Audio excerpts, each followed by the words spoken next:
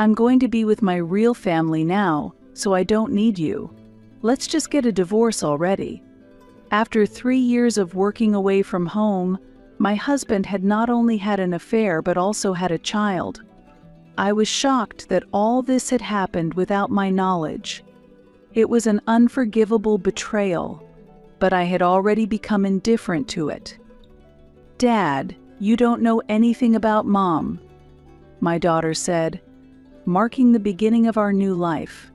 There was no longer any place for my husband in it. He got what he deserved, so he might as well suffer. "My name is Cecile Wood. I met my husband Omar in college in a literary circle we both belonged to. I enjoyed reading and writing novels, which is why I joined, but Omar joined for a completely different reason. He was 2 years my senior and had a dream of becoming a teacher. Originally, he was poor at interpreting novels and stories, and he joined the circle to acquire the skills necessary to become a teacher. His first love was a female teacher at the time, who was beautiful and easily recognized due to her beauty mark. At first, he had a female teacher he admired and said his ideal was to become a teacher like her. However, when I delved a little deeper into the conversation, Omar admitted that the teacher was his first love. "You often hear stories about first loves being a teacher when you were a child, right?" he said, smiling shyly, which I fondly remember. As for myself, I once harbored a dream of becoming a novelist. However, seeing my friends in the literary department, trying and, despite being more talented than me, failing in the end, I gave up on pursuing it thinking it was impossible for me. In contrast, I was gradually drawn to Omar, who continued to strive straight towards his dream. It didn't take long for our friendship within the circle to develop into a romantic relationship. We spent 4 years of college life together, and Omar successfully completed his education program while dating me. He was supposed to realize his dream by getting his teaching license right after graduation, but was hindered by the barriers of the teacher employment examination. Although generally, there has recently been a decline in the demand for teachers, in our area, many people aspire to become teachers, and Omar had been unable to pass the exam for several years. Unable to secure a teaching position, he gradually started to panic about being unemployed. In the meantime, he chose to work temporarily as a tutor at a public tutoring center. This center is a non-profit educational institution operated by the local government, established to support children who cannot afford private tutoring due to financial reasons. Omar applied here, hoping that the experience would help him realize his dream. It seems the tutoring center was eager for someone with his educational background.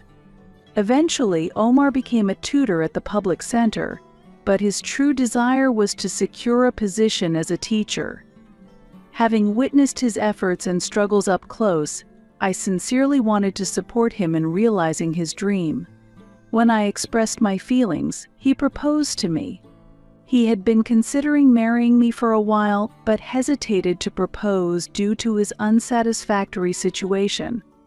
Hearing my feelings, he felt that we could build a future together and decided to commit. "Cecile, I might put you through a lot in the future, but I still want us to support each other and be happy. Will you walk through life with me?" Struck by his sincere gaze, I nodded emphatically to his words without hesitation. Soon after, we got married. Our married life was blissful. After I quit the publishing company where I had been working, I became a full-time housewife and supported him in pursuing his dream with all my might. During that time, I found a work-from-home job through company connections, which helped with our finances. Meanwhile, Omar continued to work as a tutor at the public center while also striving to become a teacher. With the birth of our daughter Jewel, we grew even more respectful and supportive of each other. Jewel became a presence that further strengthened the bonds of our family. However, as years passed without him passing the exams, Omar reconsidered his thoughts. Being a tutor at a public tutoring center is also a way of being a respectable teacher, isn't it? Why was I so fixated on being a school teacher? Yes, I think that's a good idea. It is true that the children Omar taught improved their grades, and they admired him as a teacher. Therefore, I didn't think his decision was a mistake, and it shouldn't be a problem to see it as one dream realized. Thus, he was satisfied that he had achieved his dream, albeit as a tutor, and he regarded it as his lifelong career. Looking back, however, I feel that this decision significantly changed Omar. Initially, there was no noticeable change, but as time went by, his formerly serious lifestyle began to change. This could be due to the discontinuation of the effort he had been making to become a teacher. Or perhaps it was a result of being released from long-term tension. There was also the possibility of frustration from giving up on the path to becoming a teacher. In any case, the exact cause was unclear, but his behavior became erratic. Omar, who once drank very little, began to get drunk at home frequently. Furthermore, Omar, who never used to come home late, began to return late at night more often and stopped explaining why. Previously, he would actively play with Jewel on holidays, but now he immersed himself in his hobby, gaming, and had left all the household chores to me. We used to respect and support each other, so how did it come to this? I've expressed my feelings to Omar several times. At first, he showed effort to improve, but as time went on, he began to justify himself and became defiant. I'm the head of this household, so I can do whatever I want. You should respect me more. But Omar, didn't we say we would support each other and live together? Did I really say that? What? Shocked by his nonchalant response, I took another look at him. The gaze that once looked straight at me was gone, and even during our conversations, his eyes wandered and he was distracted. The physique Omar was careful to maintain, so as not to embarrass his students, had become neglected and out of shape. The version of him that used to talk to me about his dreams was almost completely gone now. The Omar, who was once a good husband and father to Jewel and me, was no longer here. He showed no intention of helping even when carrying heavy loads, and had lost all interest in Jewel's educational path. Cecile, you give me orders so easily, but I earn more than you, so stop it. Every time I asked him for something, he deflected the conversation like that. However, he still retained a minimum level of affection for his family, participated in family events like birthdays, and had never been violent. Knowing the Omar of the past, I couldn't help but hope that someday things might improve. Amidst this situation, it was decided that Omar would be assigned to a remote island for 3 years. He was chosen as the staff for a public tutoring center on the island and accepted the offer without consulting us. Why didn't you discuss it with us when Jewel was facing such a tough time with her exams? Jewel has become a senior in high school and recently got into a new hobby, watching video game streams, often on her smartphone. Recently, a popular streamer made headlines for a controversial statement, emphasizing the importance of internet literacy. I believe it's necessary for her to have some relaxation during her exam period, so I haven't been particularly cautious. And because changes in the environment often lead to mental strain, I've been as supportive as possible. Despite this, Omar decided on his long-term assignment on his own. When I asked him what he was thinking, he sighed as if it were a hassle. It's just about going on a solo assignment for 3 years, right? That's true. But are you really okay with that, Omar? Are you sure you'll be fine alone? I'm an adult. There shouldn't be any problems. He yawned as if to show that it wasn't a big deal. It's not about that. Wasn't he worried about Jewel and me? Going to be apart for 3 years. Didn't he feel any loneliness? Before I could voice my concerns, Omar cut me off with a sigh. The solo assignment is already decided. Let's drop this topic. If you're worried about living expenses, I'll make sure to send money home, he said, forcefully ending the conversation. Things moved quickly from there. The arrangements for his assignment were steadily made, and in no time, Omar had gone to the remote island. Without having enough discussions with Jewel or me, worried about him, I decided to call him every day. It was clear that his lifestyle would become disordered if he lived alone. Enough already. I'm going crazy here. At first, Omar responded to my calls, but gradually he seemed to find them annoying and advised me not to call unless it was important. Considering Jewel and wanting to avoid conflict within the family, I accepted his wishes. Thus, our interactions with Omar as a family nearly ceased. There were occasions, like New Year's, when Omar would return home, but he showed no joy in seeing us again after a long time and would mostly just play with his smartphone during our conversations. "Dad, what are you doing on your smartphone?" Whether it was an attempt to remind him of our presence or just casual conversation, Jewel asked in a light tone. "What does it matter? I can do whatever I want." Omar's reply was surly and tinged with irritation, and Jewel and I were taken aback. I was having a meeting with colleagues on the island. Startled by our reaction, Omar began to explain, but he looked visibly uncomfortable. It got awkward and doubts began to form in my mind. Having spent many years together as a couple, one can sense whether there are secrets. Omar was hiding something from us. However, what exactly it was not yet clear at that point. Still, Omar's suspicious behavior had begun to become more noticeable. He forgot the Christmas gifts he used to send to his parents every year. Even the wedding anniversary that he somehow remembered until last year went unnoticed this year. There was no contact even on Jewel's birthday, and the final straw was the unexplained withdrawals from our shared bank account. When I questioned him about it, Omar claimed he didn't remember. The shared account held our savings and was meant for important expenses like Jewel's tuition. It pained my heart to know that he was tampering with money meant for our child's future. There were many suspicious actions, but I just couldn't overlook the unexplained withdrawals. "You can't possibly not remember. What are you using it for?" "It's not like it's a significant amount.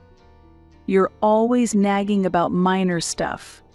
Omar's attitude during our rare phone calls was far from the serious person he used to be. Even if it's his private time, it's hard to imagine him as the respectable person who stands in front of students. While I was stunned by our call, Omar said something unbelievable. "I decided to move because the apartment I'm renting at the assignment location has become too cramped." Wait, but isn't your 3-year term almost up? The move seemed like a waste to me. I couldn't help but raise my voice, but Omar didn't care and quickly retorted. I couldn't help it since it was bothering me. "Stop nagging, I'm paying the living expenses." "You say you're paying, but the amount has been decreasing lately, hasn't it? Since around New Year's, the amount transferred as living expenses has been a few $100s less each time." Despite this, Omar had been withdrawing large amounts for his move. It would be odd not to say anything about this. However, even when pressed, Omar only gave vague responses. "Living here is tough for me too. You're always complaining even though I'm the one providing." You say providing, but..." "Enough. I don't want to hear any complaints. I told you before, stop telling me what to do unless you can earn more than me. Isn't that embarrassing for you?" Omar interrupted me and yelled, then unilaterally hung up the phone. After that, there was no further contact from Omar, and my attempts to reach him were completely ignored with no response. In this state, the 3-year assignment period came to an end. Although his solo assignment should have been over, there was no contact about Omar's belongings being sent back, and we had no idea what he planned to do next. I tried to get information from the public tutoring center, but due to strict confidentiality, I couldn't obtain any. One day, suddenly, our doorbell rang. Since it was a holiday and Jewel was also home, we looked at each other and rushed to the entrance. "Ah, it's been a while." The person at the door was undoubtedly Omar, but he was not alone. Next to him stood a woman I didn't recognize. She appeared to be in her mid-20s, a beautiful woman with a distinctive mole under one of her eyes. "Ah." Jewel looked pensive seeing the woman. Could she be an acquaintance of hers? The woman was holding a baby about 1-year-old who was quietly sleeping. For now, I decided to think about her later and focused on Omar's first words. It wasn't, "I'm home," but rather, "It's been a while, I think." As I was perplexed by what was going on, the woman greeted us lightly. However, with that kind of smile, her expression seemed somewhat condescending. "Madam, nice to meet you. I am Tana Brooks." Nice to meet you. I'm Cecile Wood." After stating my name, Omar couldn't suppress his laughter. Did I say something wrong?" As I asked in confusion, Omar answered with an unpleasant smirk. "Just thinking that today might be the last day you can use that last name made me laugh." "Haha, my apologies. What do you mean?" When I pressed him again, Omar answered without changing his expression.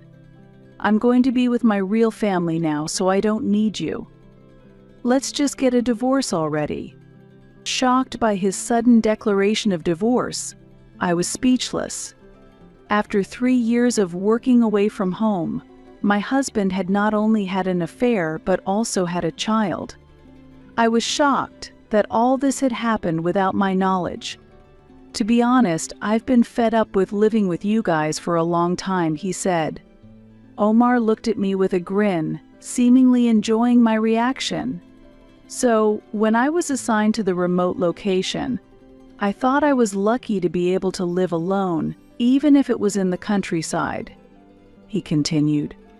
At that moment, Omar looked meaningfully at Tana Brooks. Tana also received his gaze and smiled slyly. "Meeting Tana was really lucky for me," Omar added. According to Omar, Tana worked at a supermarket on the remote island where he was stationed. Their meeting occurred soon after he arrived there. On the entertainment-scarce island, Omar was attracted to Tana, who was more sophisticated and charming than anyone else. It seems Tana felt the same way about him.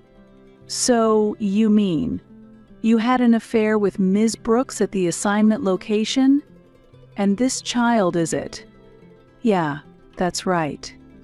It's mine and Tana's child." Despite the simultaneous revelation of the affair and the secret child, Omar appeared to feel no guilt. Along with Tana, he seemed to be watching our reactions as if it were a spectacle. It's strange, isn't it? I was fed up with my family, and then I met someone who looked just like my first love. It must be fate. Huh.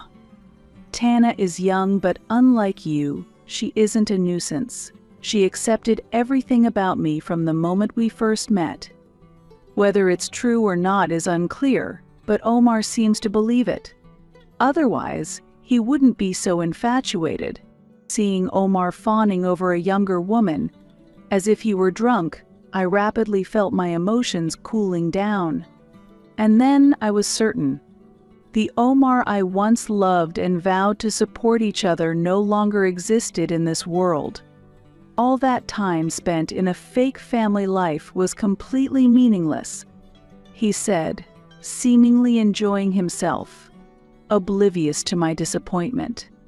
Today, everything finally ends. I'm going to be with my real family now, so let's just get a divorce. As I listened to Omar's words, all his suspicious behaviors suddenly made sense.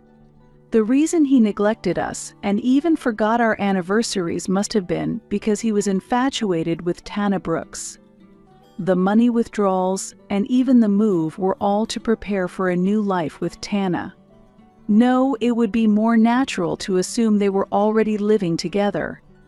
Either way, it's certain that he was using our family money for someone who was a stranger to us. Tana surely understood that too. That's why they were shamelessly clinging to each other in front of us, as if to flaunt it. I was utterly disappointed. If we get divorced, your life will be tough. I guess I'll have to pay you some sort of settlement. He proceeded unilaterally, even though I hadn't agreed to the divorce yet. I was at a loss for words, not knowing how to even start talking about it. They seemed to think I was grieving and hung my head in sorrow, smirking at me. Seeing how relaxed the two of them were, an idea suddenly came to me. They came to visit all the way from the remote island, even bringing the baby along. Perhaps they were trying to provoke me into making a move, using that as leverage to gain an advantage in the divorce settlement. If my thoughts were correct, I was speechless at how Omar might perceive me as a hot-tempered and coarse person. "Dad, you don't know anything about Mom, do you?" Jewel, who had been looking something up on her smartphone, stopped and looked up. She sighed heavily, looking at Omar with disdain, a reaction that would seem unnatural for the scenario they had planned. Omar, puzzled, asked, "What are you talking about?" "Wow, I'm appalled." "Just wait a moment," Jewel said, and went into the back of the house, returning a few minutes later with a book in hand. She handed it to Omar. I let out a small ah, recognizing the book. Omar, unaware of my reaction, took the book while still confused and shifted his gaze to the cover. "What's this novel?" "The author is. This is," he exclaimed, recognizing the name. Apparently he vaguely remembered the name, and naturally he reacted this way. That's because the cover of the novel bore the pen name I, Cecile Wood, had used since my days in the literary club. While Tana Brooks, unaware of the situation, looked perplexed, Omar asked loudly, "Did you write this book?" Tana, catching on from Omar's words, also let out a small gasp of surprise. I had been unsure how to start the conversation, but Jewel had created the opportunity. Looking at Jewel, she seemed proud, as if pleased with the successful counterattack. I smiled softly, grateful for my resourceful daughter, and turned back to Omar and Tana. "Yes, I wrote this book." "Omar, do you remember that I've been working from home all this time?" "Ah, yes. You were getting work from the publishing house you used to work for." He seemed to remember the past quite well. Yes, I had been working from home as a writer ever since we got married. Initially, they might have given me work out of sympathy after I left the publishing house, but as I continued, my writing skills steadily improved. "You remember well." "Yes, I've been working all along." I was able to earn a considerable amount from my writing assignments, but I didn't stop there. I continued to hone my skills. I thought maybe now I could become the writer I once dreamed of being. With that thought, I decided to take a bold step and entered a novel contest. It turns out I could write much better than I ever imagined, and now I am actually a novelist. My work will soon be adapted into a movie, I continued. A novelist, and it's becoming a movie? Is that true? What do you mean by a movie? That's not what we were talking about. Omar and Tana exclaimed in astonishment. Of course, when I started this journey, I faced many setbacks and continuous struggles. Just as Omar couldn't become a teacher, my path as a writer was not easy. Moreover, I started chasing my dream again around the time Jewel graduated from elementary school. It might have been too late to aspire to be a writer. I applied many times and was repeatedly rejected, but I kept trying and gradually made it through the first and second rounds of selections. Right after Omar started his solo assignment, I finally won an award and published a book. The published book was well received by many readers, and my pen name became widely recognized. Subsequent works were also highly praised, and fortunately, they went through multiple reprints. With the success of my works, my financial situation naturally improved. That's why the real breadwinner of our house has been Mom for a long time. What? What do you mean? He was shaken and seemed unable to grasp the situation immediately. Jewel looked at Omar and explained slowly with a wry smile. Mom has published several books, all of which have been hits. Some are even going to be made into movies soon. I don't know the details about the money, but I think it's a lot more than what you earn, Dad. At those words, Omar seemed to finally comprehend the reality. His mouth agape, he was stunned by the shocking truth. Indeed, everything Jewel said was correct. I might have been inferior in my first year as a writer, but from the next year onwards, I clearly surpassed Omar's annual income. That's because I never had to touch the money Omar sent from his second year onwards. In short, his pride in supporting us was a foolish misconception born from neglecting his family. That's why there's no need to worry about our finances. So, I said, looking towards Jewel, Mom, it's okay. Don't worry about me. I don't want a family with someone who does such nonsensical and disgusting things either. Jewel seemed to understand what I was about to say and added her words. I'm glad you're here. Thank you, Jewel. So shall we go through with the divorce then? I was a bit surprised at how easily I could make that decision, but I quickly came to terms with it. I realized that the existence of my husband, Omar Wood, had completely vanished from my mind. Honestly, I could have made this decision when I became fully established as a novelist. The affair and secret child were only confirmed today, but as a wife, I had vaguely sensed it. I could have hired a detective agency at that point and made a decision based on their findings. However, I didn't do that because Jewel's exams were approaching and part of me still wanted to believe in Omar. But now, having heard reassuring words from Jewel, and knowing my feelings were already shattered by Omar himself, there was no reason to hesitate any longer. Of course, let's do that.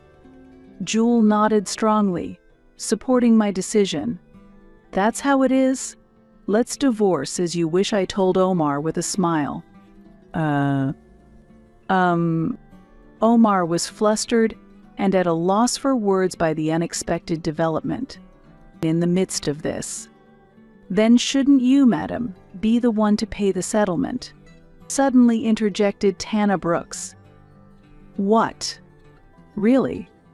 The statement was so lacking in common sense that not only Jewel and I, but even Omar showed expressions of astonishment. Ignoring the atmosphere around her, Tana continued to assert her demands. As a novelist, you must have a considerable income. Therefore, please pay compensation for the emotional distress Omar has suffered. That's right. There's some truth to that. Omar agreed with Tana's demands. Faced with their absurd and unbelievable statements, Jewel and I could only look on in dismay. Meanwhile, they continued their argument. How could you not feel ashamed for hiding such important things from me, the head of the family? I am hurt. Pay me compensation. This liar. Exactly as Omar says. Please pay the compensation. Tana supported him. No, I haven't lied, and in fact, it was you who were hiding things. Besides, I tried to talk about it several times, but you didn't even try to listen. I countered.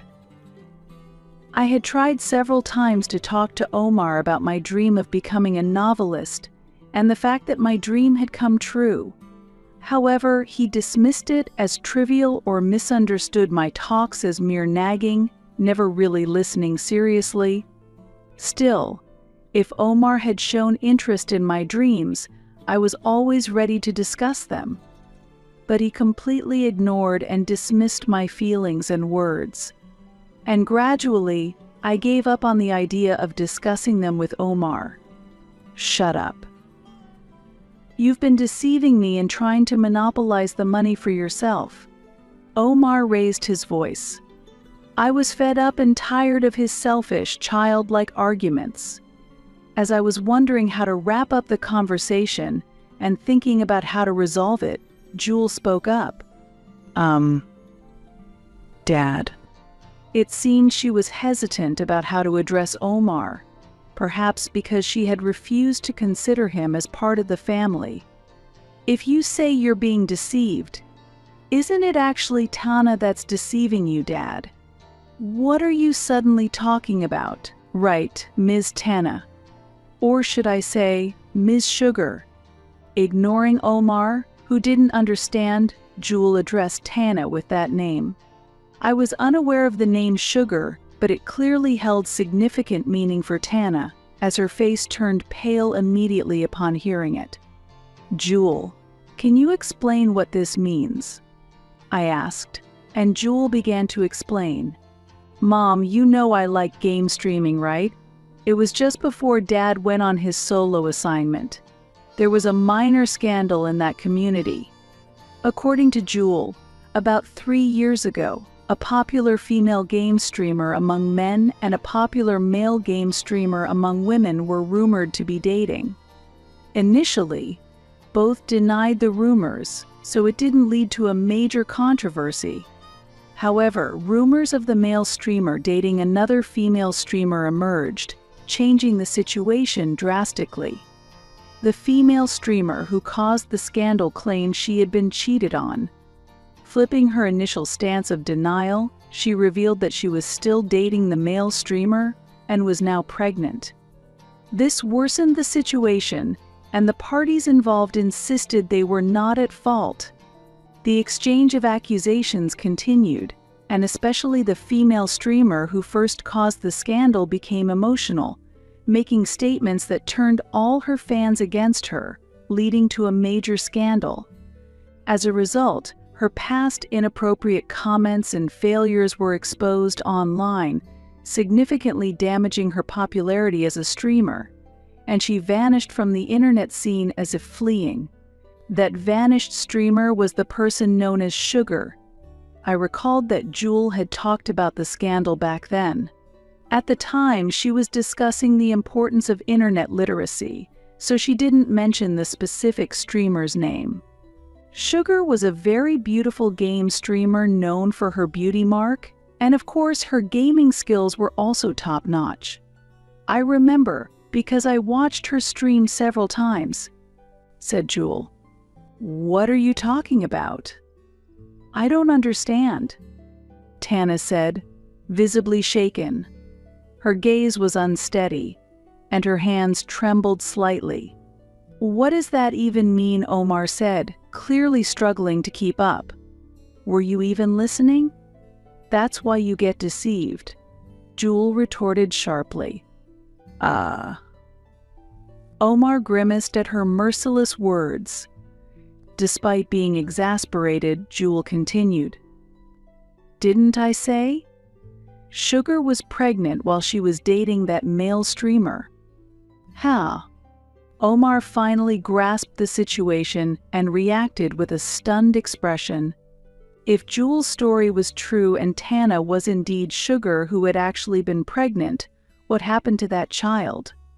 It meant that the baby Tana was currently carrying could potentially be that child. As Jewel suggested, Omar had been deceived. Tana might have lied that the baby was Omar's, potentially leading him to unknowingly raise someone else's child.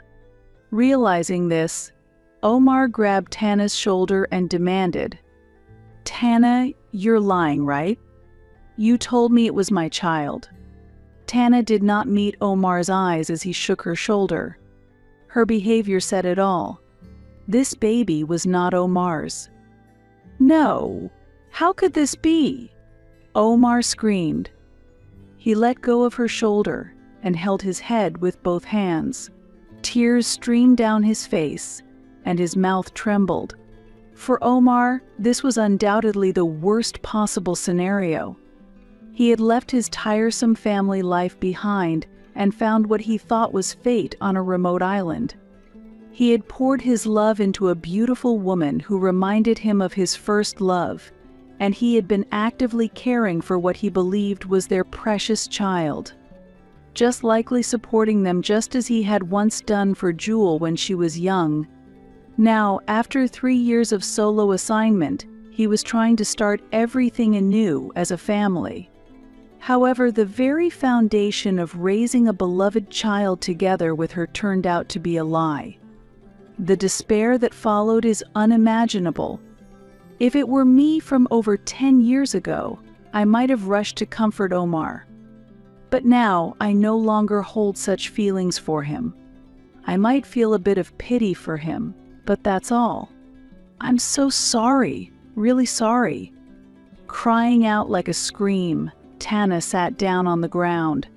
"Don't mess around with me. I even moved to start a new life with you guys using my salary. That's why I'm apologizing." Tana retorted in a sulky manner. "What did you say?" Omar shouted angrily, revealing his anger. And finally, the baby Tana was holding woke up. It was almost surprising that the baby had been asleep until now, and it began to cry as it looked around. "You old geezer, you made the baby cry." Tana glared at Omar. "What? Old geezer?"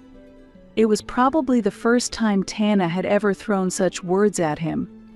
Omar was stunned by this new nickname. But considering the age difference, to Tana, he indeed was an old geezer.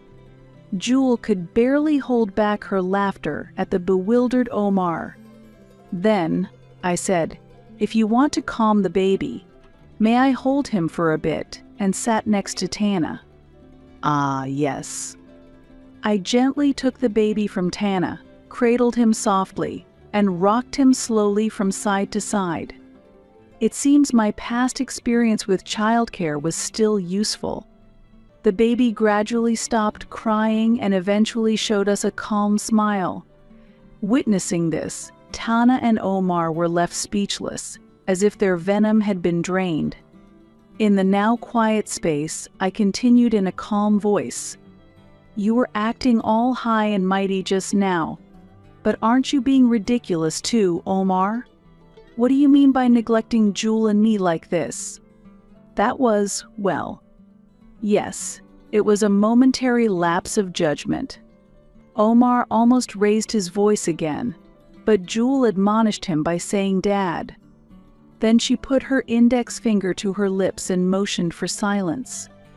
Perhaps not wanting to upset the child any further, Omar continued in a subdued voice. "The real family for me are only you two, Cecile and Jewel. I was deceived by her. Please forgive me. I beg you," he pleaded. Had it not been for his earlier actions, his words might have sounded touching.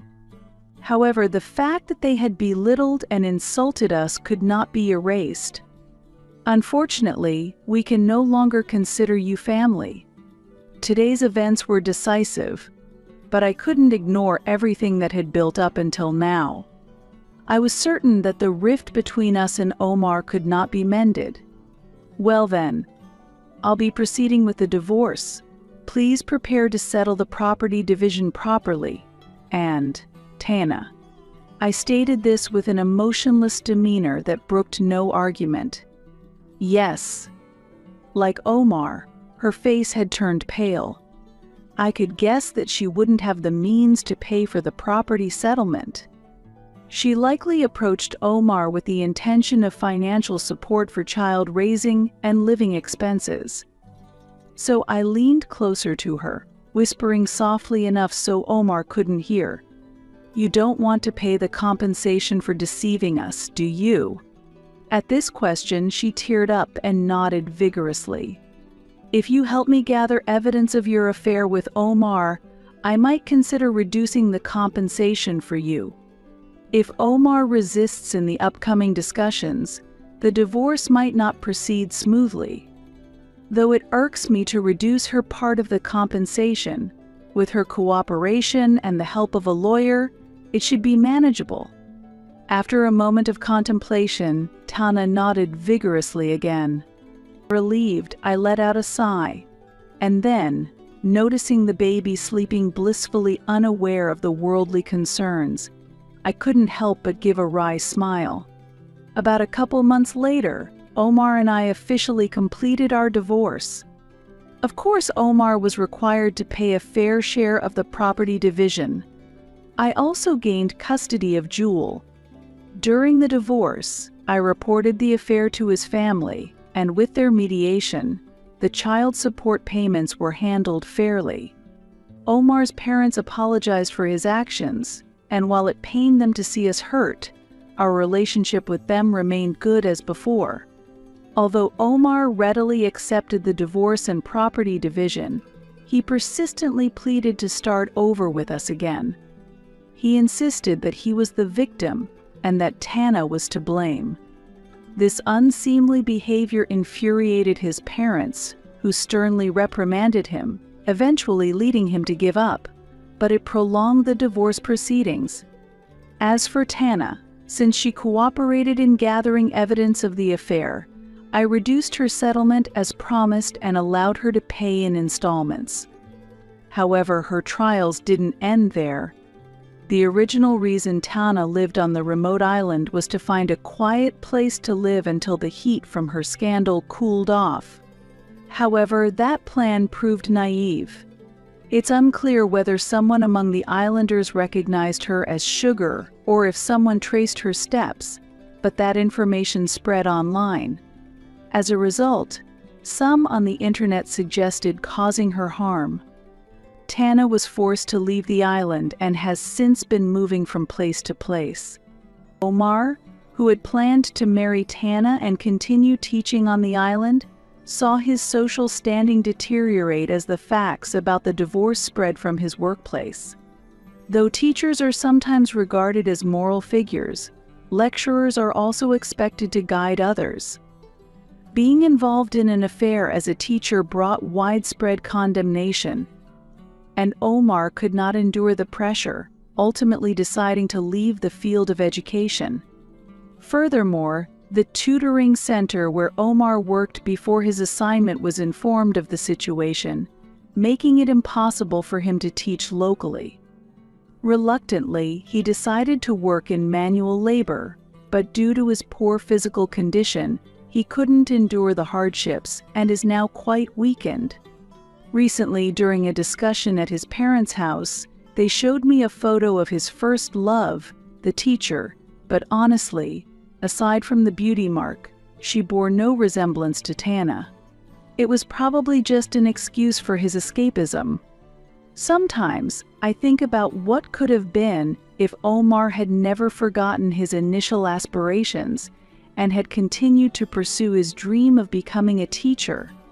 If he had followed that path, perhaps our whole family could have been happy. But that is merely hypothetical. Omar chose his own path of downfall and continued to walk down that path. Now I simply hope that he fulfills his obligations for property division and child support payments and thereafter lives a righteous life. As for myself, I am enjoying successful days as a novelist. I proposed a story based on these experiences to my editor, and it was very well received, so I might continue writing it. Jewel, on the other hand, is thriving in her school life, unaffected by the divorce. Initially, I was concerned that it might impact her somehow, but it appears that there was no need to worry as she seems unaffected. Still, I cannot dismiss the possibility that she might be experiencing stress unconsciously. We plan to enjoy a lavish meal together soon.